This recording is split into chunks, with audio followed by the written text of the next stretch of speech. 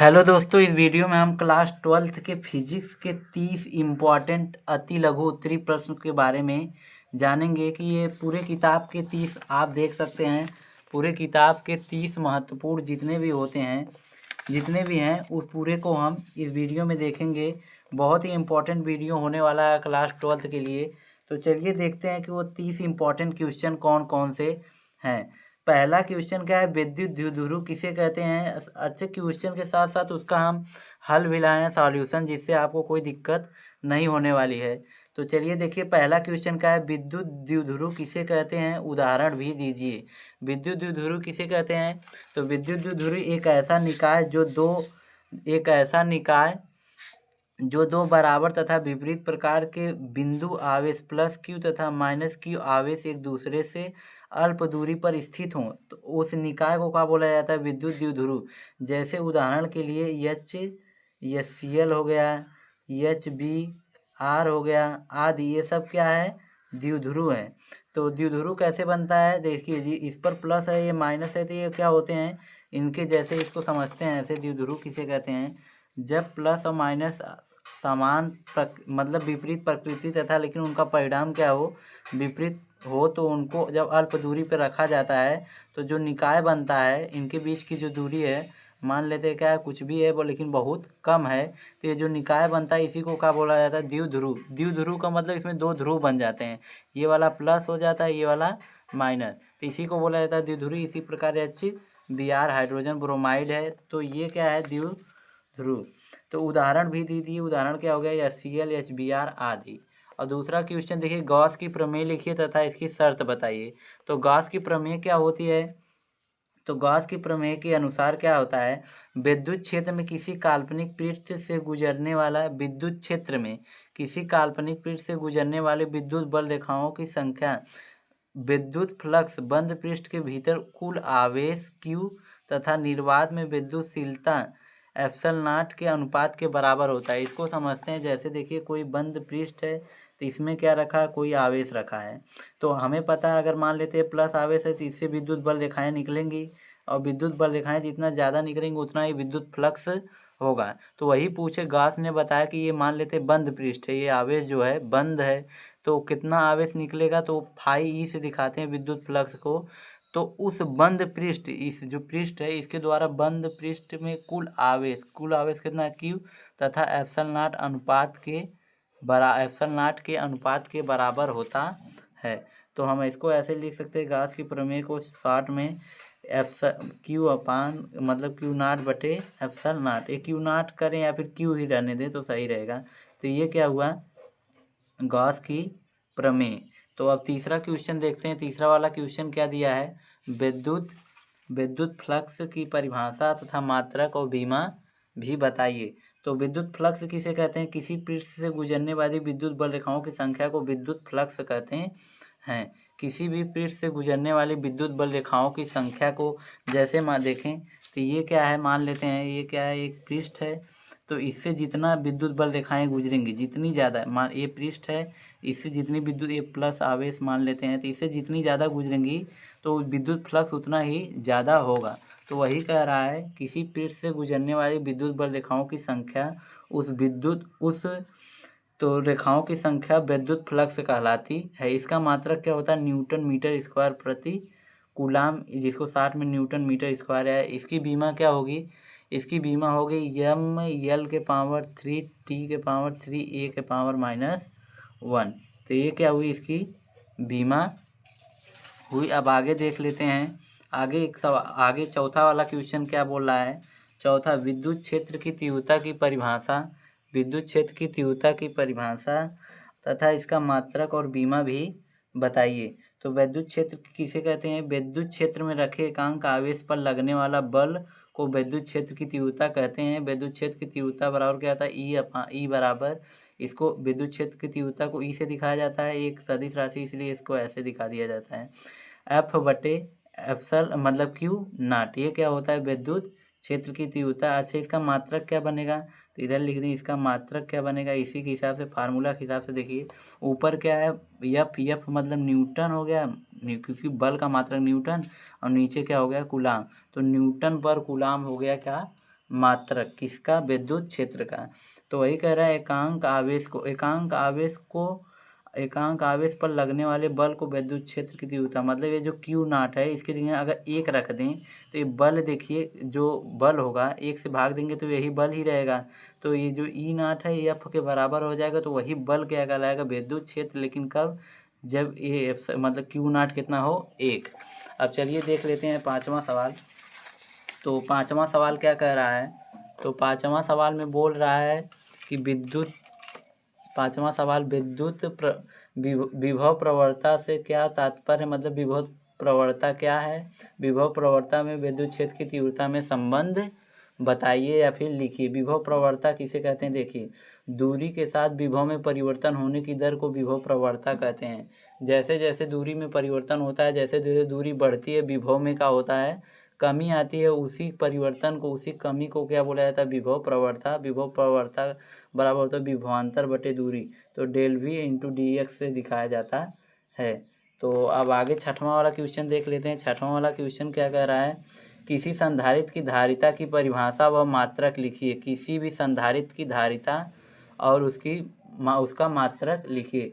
संधारित्र की धारिता किसे कहते हैं, संधारित्र की किसी एक प्लेट को दिए गए आवेश, संधारित्र को किसी एक प्लेट को दिए गए आवेश तथा दोनों प्लेट के बीच उत्पन्न विभवांतर के अनुपात को संधारित्र कहते हैं। इसको ऐसे समझिए, देखिए जैसे मान लेते हैं एक प्लेट है, 2 प्लेट है, इसको एक प्लेट को हम आवेश दे रहे हैं, प्लस आवेश दे रहे हैं, तो यहाँ पर माइनस अपने आप से उत्पन्न हो जाएगा, क्योंकि ये प्लस है तो ये वाली प्लेट कैसी हो जाएगी, माइनस, क्योंकि यहाँ से क्या होगा, जो इलेक्ट्रॉन होंगे इधर खिसक जाएंगे प्लस की तरफ, तो ये माइनस वाला हो जाएगा प्लस।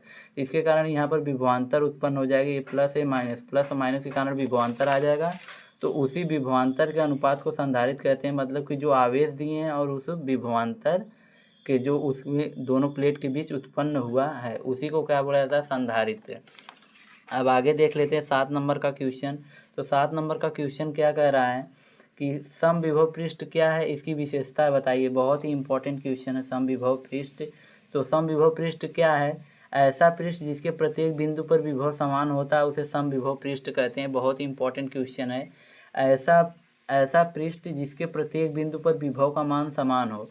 जैसे देखिए ये क्या है, मान लेते हैं एक ऐसा पृष्ठ हमारे पास, इसमें प्लस प्लस प्लस प्लस, अगर हम इस बिंदु पे देख रहे हैं तब भी 10 वोल्ट का विभव, इस बिंदु पे देख रहे हैं 10 वोल्ट का विभव, मतलब हर एक कहीं पर भी अगर हम कोई भी बिंदु ले रहे हैं तो 10-10 वोल्ट का विभव आ रहा है। तो इसका मतलब इसका जो विभव है वो हर एक जगह क्या है, समान है, इसलिए इसे बोला जाता है समविभव पृष्ठ। अब समविभव पृष्ठ की विशेषता क्या है, समविभव पृष्ठ प्रत्येक बिंदु पर विद्युत बल रेखाएं पृष्ठ के लंबवत होती हैं, मतलब कि जो समविभव पृष्ठ है उससे विद्युत बल रेखाएं हमेशा उसके लंबवत निकलती हैं। किन्हीं 2 बिंदुओं के बीच विभवांतर शून्य होता है, क्योंकि देखिए यहाँ पर विभव 10 वोल्ट है, जैसे क्या है मान लेते हैं समविभव पृष्ठ, यहाँ पर भी 10 वोल्ट होगा, यहाँ पर भी। अब इसके बीच विभवांतर क्या होगा, 0 होगा ना। विभवांतर क्या होता है, इस बिंदु का विभव इस बिंदु का विभव घटा दें। अब जब घटाएंगे तो क्या हो जाएगा, 10 में से 10 जाएगा तो 0 हो जाएगा, अगर 20-20 रहेगा तो 20 में से 20 जाएगा तो 0 हो जाएगा। तो वही कह रहा है किन्हीं 2 बिंदुओं के बीच विभवांतर क्या होता है, शून्य होता है। तीसरा पॉइंट क्या लिखा है, समविभव पृष्ठ पर आवेश एक दूसरे स्थान पर ले जाने पर किया गया, मतलब समविभव पृष्ठ के एक बिंदु से दूसरे बिंदु पर ले जाने पे आवेश को जो कार्य करना पड़ता है वो 0 होता है। इसको भी आप याद रखेंगे। तो अब चलिए देखते हैं क्वेश्चन नंबर 8 क्या है। तो क्वेश्चन नंबर 8 में क्या कर रहा है, मुक्त इलेक्ट्रॉन के अनुपात वेग से क्या मुक्त इलेक्ट्रॉन के अनुगमन वेग से क्या तात्पर्य है, अनुगमन वेग तथा धारा के बीच संबंध स्थापित कीजिए, प्रयुक्त संकेतों का अर्थ भी लिखिए। तो क्या बोल रहा है, किसी चालक के सिरों पर बैटरी से जोड़ा जाता है। जब किसी चालक के सिरों को, मान लेते हैं कोई चालक तार है, चालक मतलब कोई तार है, उसके सिरों को बैटरी से जोड़ा जाता है, प्लस माइनस, उसके सिरों को जब बैटरी से जोड़ा जाता है तो इलेक्ट्रॉन द्वारा त्वरित विभव की दिशा में प्राप्त होने वाले औसत वेग को अनुमान वेग कहते हैं। तो कहने का मतलब ये है, जब यहाँ पर विभव लगा दिया था तो इलेक्ट्रॉन क्या करने लगते हैं, एक दिशा में क्या करने लगते हैं, गति करने लगते हैं। इसी वेग को बोला जाता है अनुगमन वेग। औसत वेग को क्या बोला जाता है, अनुगमन वेग। तो अनुगमन वेग तथा धारा के बीच संबंध क्या होता है, जे बराबर होता है NeV डी, जहाँ एन क्या है इलेक्ट्रॉन की संख्या, ई क्या है इलेक्ट्रॉन, और वी डी क्या है अनुगमन वेग, ड्रिफ्ट वेलोसिटी बोला जाता है। तो जे बराबर एन ई वी डी। तो अब नौवां वाला क्वेश्चन देख लेते हैं क्या है। नौवां वाला क्वेश्चन क्या कह रहा है, तो नौवां क्वेश्चन क्या कह रहा है, किसी सेल के आंतरिक प्रतिरोध, बहुत ही इंपॉर्टेंट क्वेश्चन ये भी है, किसी सेल के आंतरिक प्रतिरोध किन कारकों या भौतिक राशियों पर निर्भर करता है। सेल का जो आंतरिक प्रतिरोध होता है किन किन बातों पर निर्भर करता है, वही हमसे पूछा है। तो देखिए क्या बोल रहा है, सेल का आंतरिक प्रतिरोध निम्न कारकों पर निर्भर करता है। पहला क्या है, सेल के दोनों प्लेट के बीच की दूरी बढ़ने पर आंतरिक प्रतिरोध बढ़ता है। उनके प्लेटों के बीच की दूरी बढ़ा देंगे तो आंतरिक प्रतिरोध क्या होगा, बढ़ेगा। सेल के दोनों प्लेट के बीच की दूरी बढ़ने पर आंतरिक प्रतिरोध, ठीक वही है। दूसरा देखिए, सेल के विलयन की सांद्रता बढ़ने पर आंतरिक प्रतिरोध बढ़ जाता है। विलयन का जो सांद्रता है अगर उसकी बढ़ाएंगे तो क्या हो जाएगा, उसकी प्रतिरोध उसका बढ़ जाएगा। तीसरा क्या है, विलयन की प्रकृति तथा सेल का आंतरिक प्रतिरोध बदल जाता है। विलयन की प्रकृति बदलने मतलब कि अगर हम कॉपर सल्फेट के विलयन के देंगे जिंक सल्फेट के ले रहे हैं तो उसका प्रतिरोध भी बदल जाएगा। अब चलिए देखते हैं आगे क्या है। आगे देखिए 11 नंबर का क्वेश्चन क्या कह रहा है, बहुत ही इंपॉर्टेंट क्वेश्चन है। ओम का नियम लिखिए तथा आई और वी के बीच ग्राफ खींचिए। तो ओम का नियम क्या है, यदि किसी चालक की भौतिक अवस्था जैसे ताप दाब आदि नियत रखें तो चालक में उत्पन्न धारा आई तथा उसके बीच आरोपित विभवांतर का अनुपात के विभवांतर के क्या होता है, अनुक्रमानुपाती होता है। तो ऐसा कह सकते हैं कि किसी भी चालक के सिरों पर लगाया गया विभवांतर तथा उसमें बहने वाली धारा का अनुपात जो होता है नियत होता है। तो ये हो ओम का नियम, वी अनुक्रमानुपाती हो गया आई, क्योंकि वो देखिए बोला है यदि किसी चालक की भौतिक अवस्था जैसे ताप दाप आदि नियत रखें तो उसमें बहने वाली धारा सिरों के बीच विभवांतर के अनुक्रमानुपाती होती है उसमें बहने वाली धारा, और उनके बीच अगर ग्राफ खींचा जाए तो एक क्या होगी, सीधी रेखा। तो पूछा जाए कि ओम के नियम में वी और आई के बीच ग्राफ खींचा जाए तो कौन सी रेखा होगी, तो कौन सी रेखा होगी, सीधी, एक हमें सीधी रेखा प्राप्त होगी। अब चलिए देख लेते हैं 12 नंबर का क्वेश्चन, बायो-सेवर्ट का नियम लिखिए। बायो-सेवर्ट का नियम क्या है, चुंबकीय क्षेत्र में मतलब चुंबकीय क्षेत्र की तीव्रता भी निम्न बातों पर निर्भर करती है। ये मतलब कि जब किसी चालक तार में विद्युत धारा बहती है तो उससे r दूरी पर विद्युत क्षेत्र मतलब चुंबकीय क्षेत्र कितना उत्पन्न होता है वो बताए थे किसने, बायो-सेवर्ट ने बताए थे। तो उसी मतलब उस नियम को ही क्या बोला जाता है, बायो-सेवर्ट का नियम। तो उन्होंने क्या बताया था कि किन किन बातों पर निर्भर करेगा चुंबकीय क्षेत्र की तीव्रता, यदि चालक में प्रवाहित धारा के मतलब कि यह चालक में प्रवाहित धारा के समानुपाती होता, अनुक्रमानुपाती होता है। मतलब कि अगर इसमें धारा ज़्यादा बढ़ाएंगे तो यहाँ पर विद्युत क्षेत्र ज़्यादा आएगा। और दूसरी बात क्या है, देखिए बी अनुक्रमानुपाती आई लिख दिए हैं। यदि चालक खंड की लंबाई डेल एल अनुक्रमानुपाती, तो यह क्या होता है, चालक के जो ये लंबाई डी एल होता है इसके क्या होता है, समानुपाती होता है। यह दूरी के वर्ग के व्युत्क्रमानुपाती होता है। यह चालक खंड तथा दूरी के बीच बनने वाले कोण थीटा की ज्या साइन के अनुक्रमानुपाती होता है, मतलब बी अनुक्रमानुपाती होता है साइन थीटा। तो समीकरण 1 और 2 से देखते हैं। तो समीकरण 1 2 3 4 को मिलाने पर हमें क्या प्राप्त होगा, बी अनुक्रमानुपाती आई डेल एल साइन थीटा बटे आर स्क्वायर। तो यहाँ से जैसे ही अनुक्रमानुपाती की चिन्ह हटता है तो ये क्या है, म्यू अपान 4 पाई, यही क्या होता है बायो-सेवर्ट का नियम।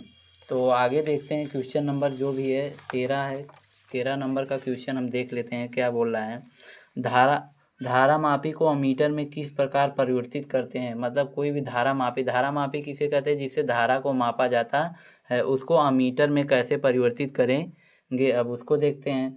धारा मापी के समांतर क्रम में एक शंट, धारा मापी के समांतर क्रम में एक शंट जिसे अल्प परिमाप परिणाम का प्रतिरोध, मतलब कि बहुत छोटा सा प्रतिरोध, कम प्रतिरोध वाला प्रतिरोध को जोड़कर समांतर क्रम में धारा मापी को हम उपयुक्त प्रकार के अमीटर मतलब अमीटर में परिवर्तित किया जा सकता है।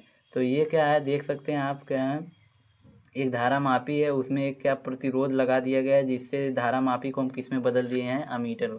तो सिंपल सा ये जवाब आना चाहिए, धारा मापी को हम अमीटर में कैसे चेंज करेंगे, एक समांतर क्रम में छोटा सा मतलब कि अल्प परिणाम के प्रतिरोध लगाकर, जिसे हम शंट भी कहते हैं, क्रम में शंट लगाकर करते हैं। तो 14 वाला क्वेश्चन है, शंट से क्या समझते हैं, इसका उपयोग लिखिए। तो शंट से क्या समझते हैं, शंट एक बार है, शंट धारामापी को अमीटर बदलने के लिए धारामापी के कुंडली में समांतर क्रम में लगाया जाता है, जिसे शंट कहते हैं, जैसे यहाँ पर हम लोग समझे हैं। तो 15 नंबर का क्वेश्चन देखिए, दो समांतर धारावाही चालों के बीच बल के आधार पर 1 एम्पीयर धारा को परिभाषित कीजिए। तो दो समांतर धारामापी चालकों के बीच बल के आधार पर 1 एम्पीयर को परिभाषित कीजिए। तो देखिए क्या होगा, 1 एम्पीयर वह धारा जो वायु अथवा निर्वात में परस्पर 1 मीटर की दूरी पर स्थित दो सीधे लंबे समांतर तारों के प्रवाहित होने पर तार के प्रति मीटर लंबाई पर 2 × 10⁻⁷ न्यूटन का बल उत्पन्न होता है। ये इसका सूत्र होता है, इसको आप पढ़ लीजिए, अच्छे से समझ लीजिए। F अपान L बराबर μ0/2πI1 × I2 अपान R। तो अब 16 नंबर का क्वेश्चन देख लेते हैं। 16 नंबर में क्या कह रहा है, अनुचुंबकी तथा प्रतिचुंबकी पदार्थ के परमाणुओं के अनुचुंबकी तथा प्रतिचुंबकी पदार्थ के परमाणुओं के बीच हमें अंतर को बताना है। तो अब इसको समझते हैं। अनुचुंबकी पदार्थ के परमाणु स्थायी चुंबकीय आघूर्ण होता है, जबकि प्रतिचुंबकी पदार्थों के परमाणुओं को चुंबकीय आघूर्ण 0 होता है। तो अब आगे देख लेते हैं कौन सा क्वेश्चन। आगे 17 नंबर में क्वेश्चन है, फैराडे का विद्युत चुंबकीय प्रेरण से संबंधित नियम को लिखिए। तो इन्होंने कितने नियम था, 2 नियम था। पहला, फैराडे के विद्युत चुंबकीय संबंधित 2 नियम हैं। कौन कौन से नियम हैं, तो उसको समझते हैं। तो पहला नियम क्या है, प्रथम नियम क्या है, जब किसी परिपथ से गुजरने वाला चुंबकीय फ्लक्स, कोई भी परिपथ है उससे जो गुजरने वाला चुंबकीय फ्लक्स में परिवर्तन होता है, तो परिपथ में एक प्रेरित विद्युत वाहक बल उत्पन्न हो जाता है। तो परिपथ में क्या हो जाता है, प्रेरित विद्युत वाहक बल उत्पन्न हो जाता है। यदि परिपथ बंद हो तो परिपथ में एक विद्युत धारा भी बहने लगती है।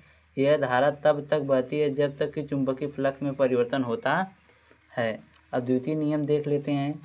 प्रेरित विद्युत वाहक बल चुंबकीय फ्लक्स के परिवर्तन डेल फाई, चुंबकीय फ्लक्स में परिवर्तन को क्या डेल फाई से दिखाया जाता है, हो तो प्रेरित विद्युत वाहक बल डेल टी समय अंतराल में परिपथ से गुजरने वाला चुंबकीय फ्लक्स परिवर्तन डेल फाई होता है।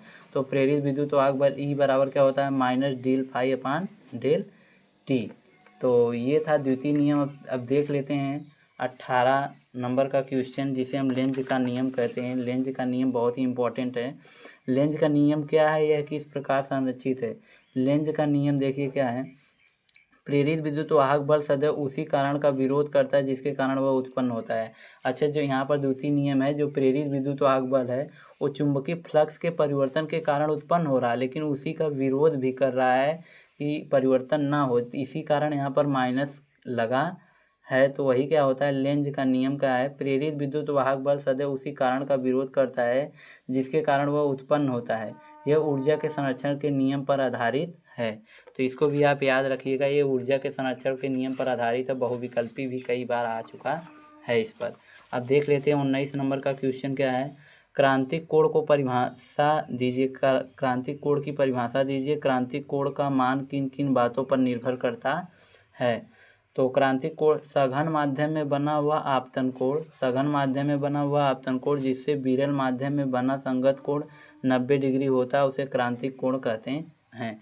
एक बात तो है, इसमें हम समझा नहीं सकते आपको क्रांतिक कोण क्या होता है कैसे बहुत अच्छे से, लेकिन हाँ ये समझिए कि आप समझ पा रहे हैं कि इम्पोर्टेंट क्वेश्चन कौन कौन से हैं, जिससे कि आप समझ भी पा रहे हैं कि अच्छा हाँ ये चीज़ हमारा तैयार है, ये चीज़ अभी तैयार करना है।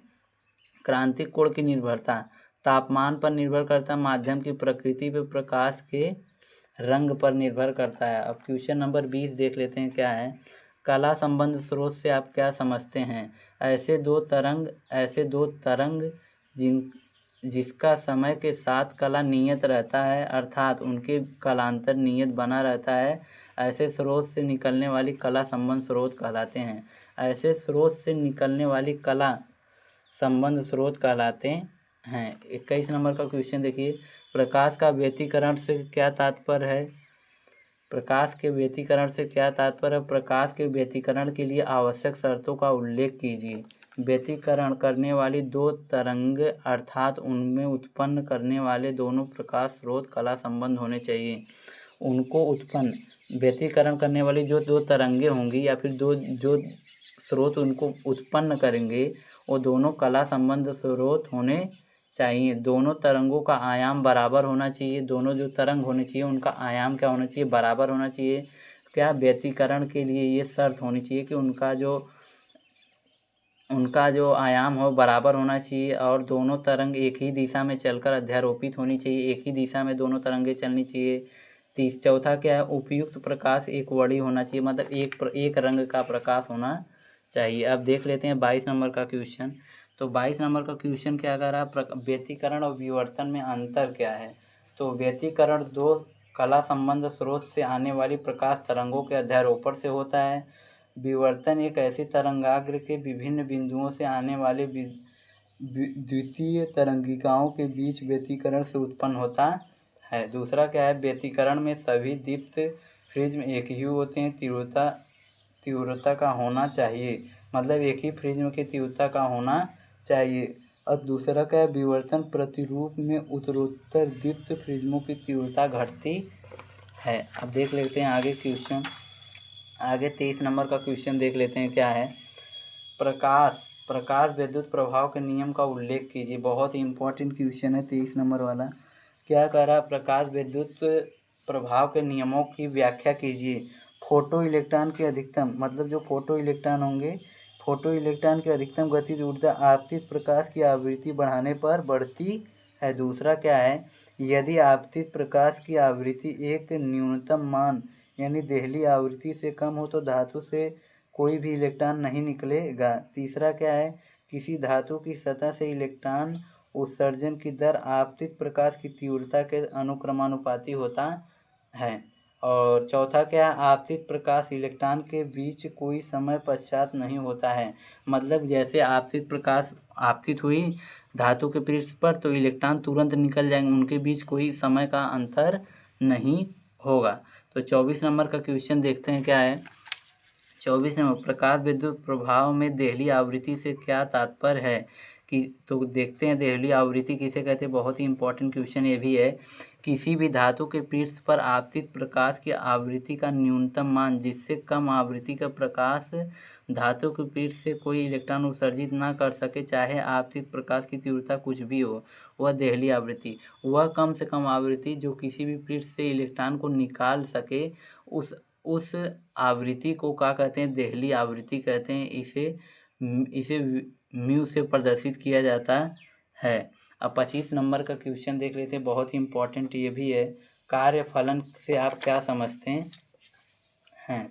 तो कार्यफलन किसे कहते हैं, किसी धातु के पृष्ठ से इलेक्ट्रॉन निकलने के लिए आवश्यक, किसी भी धातु के पृष्ठ से इलेक्ट्रॉन को निकालने के लिए आवश्यक न्यूनतम ऊर्जा को उस धातु का कार्यफलन कहते हैं।